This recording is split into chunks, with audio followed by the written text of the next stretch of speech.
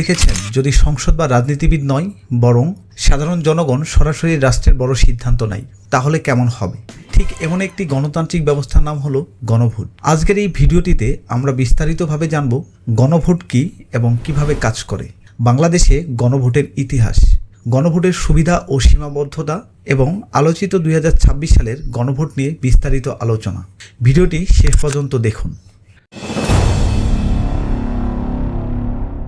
গণভোট, ইংরেজিতে রেফারেন্ডাম, হলো এমন একটি প্রক্রিয়া যেখানে দেশের সকল যোগ্য ভোটার কোনো নির্দিষ্ট জাতীয় রাজনৈতিক বা সাংবিধানিক প্রশ্নে সরাসরি ভোট দিয়ে সিদ্ধান্ত জানান।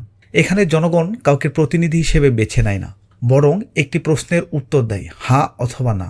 উদাহরণস্বরূপ, সংবিধান পরিবর্তন হবে কিনা, সরকার ব্যবস্থার পরিবর্তন হবে কিনা, কোনো বড় রাষ্ট্র সংস্কার গ্রহণযোগ্য হবে কিনা, এই ধরনের প্রশ্নেই গণভোট হয়। গণভোট কেন প্রয়োজন?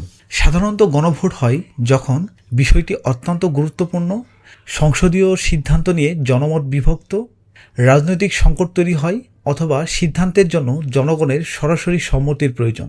গণভোট তখন এক ধরনের জনগণের রায় হিসেবে কাজ করে। সাধারণ নির্বাচন বনাম গণভোট। সাধারণ নির্বাচনে আমরা ভোট দেই একটি মানুষকে, কিন্তু গণভোটে আমরা ভোট দেই একটি সিদ্ধান্তকে। সাধারণ নির্বাচন প্রতিনিধি নির্বাচন, গণভোট সিদ্ধান্ত নির্বাচন।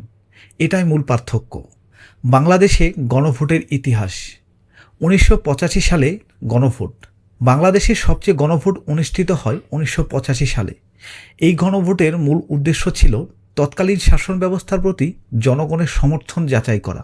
এটি রাজনৈতিকভাবে বিতর্কিত হলেও বাংলাদেশে গণভোটের ধারণা প্রতিষ্ঠিত করে।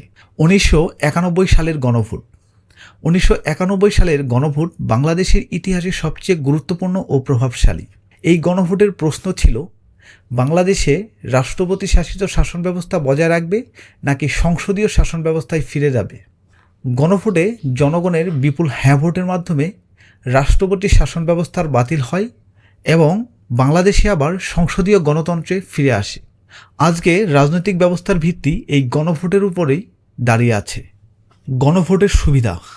গণভোটের বড় কিছু সুবিধা হলো জনগণের সরাসরি অংশগ্রহণ, সিদ্ধান্তে গণতান্ত্রিক বৈধতা, রাজনৈতিক স্বচ্ছতা বৃদ্ধি, ক্ষমতার কেন্দ্রীকরণ কমে, জনগণের আস্থা বাড়ে।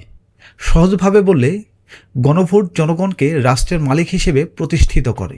তবে গণভোটের কিছু সীমাবদ্ধতাও আছে। জটিল বিষয় সহজ হ্যাঁ না প্রশ্নে সীমাবদ্ধ হয়ে যায়।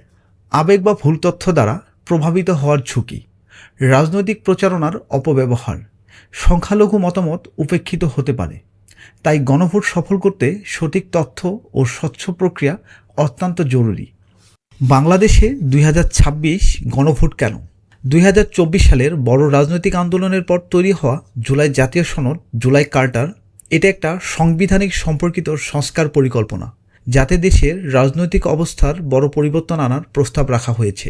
এই জুলাই সনদ কি বাস্তবে কার্যকর হবে সেটা ঠিক করার জন্য 2026 সালের 12 ফেব্রুয়ারি গণভোট হচ্ছে। কখন হবে? 12 ফেব্রুয়ারি 2026 একই দিনে ত্রয়োদশ জাতীয় সংসদ নির্বাচন, গণভোট, রেফারেন্ডাম। এতে প্রতিটি ভোটার একই দিনে ভোট দেবেন সাধারণ নির্বাচন এবং গণভোটও। গণভোটে কি প্রশ্ন আসবে? গণভোটে ভোটারদের জিজ্ঞেস করা হবে, আপনি কি জুলাই জাতীয় সনদ এবং সংশ্লিষ্ট সংবিধান সংশোধনী প্রস্তাব গৃহীত করতে সম্মত? এটার উত্তরে ভোটার হ্যাঁ অথবা না ভোট দেবেন। অনেক আলোচনায় বলা হচ্ছে কিছু বিষয়কে ভিন্ন ভিন্ন প্রশ্ন হিসেবে ব্যালটে রাখা হতে পারে, তবে মূল ভিত্তি হলো জুলাই সনদ কার্যকর হবে কিনা। এতে বলা হচ্ছে, আপনি কি এমন একটি বাংলাদেশ চান যেখানে তত্ত্বাবধায়ক সরকার, নির্বাচন কমিশন ও সরকারি কর্ম কমিশন পিএসসি গঠনে সরকারি দল ও বিরোধী দল একত্রে কাজ করবে। সরকারি দল ইচ্ছে মতো সংবিধান সংশোধন করতে পারবে না। সংবিধানের গুরুত্বপূর্ণ পরিবর্তনের ক্ষেত্রে গণভোটের বিধান চালু হবে। বিরোধী দল থেকে ডেপুটি স্পিকার এবং গুরুত্বপূর্ণ সংসদীয় কমিটিসমূহে সভাপতি হিসেবে নির্বাচিত হবেন। যত মেয়াদি হোক, কেউ সর্বোচ্চ 10 বছরের বেশি প্রধানমন্ত্রী থাকতে পারবে না। সংসদে নারীর প্রতিনিধিত্ব বাড়বে। ক্ষমতার ভারসাম্য প্রতিষ্ঠার জন্য পার্লামেন্টে একটি উচ্চকক্ষ গঠিত হবে। দেশের বিচার ব্যবস্থা স্বাধীনভাবে কাজ করবে। আপনার মৌলিক অধিকারের সংখ্যা বাড়বে, যেমন ইন্টারনেট সেবা কখনো বন্ধ করা যাবে না। দণ্ডপ্রাপ্ত অপরাধীকে রাষ্ট্রপতি ইচ্ছামতো ক্ষমা করতে পারবে না।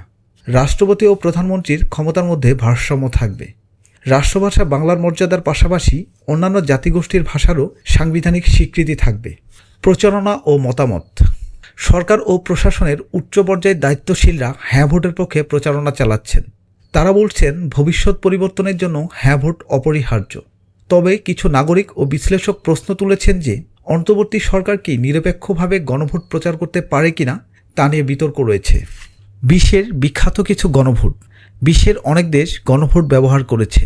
যুক্তরাজ্য ব্রেক্সিট, ইউরোপীয় ইউনিয়নে থাকবে কিনা, সুইজারল্যান্ড নিয়মিত বিভিন্ন বিষয়ে গণভোট হয়, নরওয়ে ইউরোপীয় ইউনিয়নে যোগ দেবে কিনা। এগুলো দেখায় গণভোট শুধু একটি তত্ত্ব নয়, বাস্তবেও খুব শক্তিশালী। 2026 সালের গণভোট শুধু একটি ভোট নয়, এটা একটা দেশব্যাপী রাজনৈতিক সংস্কার এবং ভবিষ্যতের রূপরেখা নির্ধারণের সুযোগ। আপনার ভোটই শক্তি, তাই ভোটে দিন অবশ্যই অংশগ্রহণ করুন, কারণ দেশের ভবিষ্যৎ আপনার হাতে। সবাইকে কিভাবে অংশগ্রহণ করতে হবে? ভোটারকে অবশ্যই ভোটার তালিকায় থাকতে হবে। 12 ফেব্রুয়ারি সব খামে হ্যাঁ বা না চিহ্ন টেনে ভোট দিতে হবে। প্রবাসী ভোটাররাও পোস্টাল বা মোবাইল নিবন্ধনের মাধ্যমে ভোট দিতে পারবেন। গণভোট হলো গণতন্ত্রের সবচেয়ে শক্তিশালী হাতিয়ারগুলোর একটি। যখন জনগণ সচেতনভাবে ভোট দেয়, তখন দেশ সঠিকভাবে এগিয়ে যেতে পারে। ভিডিওটি ভালো লাগলে লাইক দিন, আপনার মতামত কমেন্টে লিখুন, আর এমন আরও ভিডিও পেতে চ্যানেলটি সাবস্ক্রাইব করুন। ধন্যবাদ সবাইকে।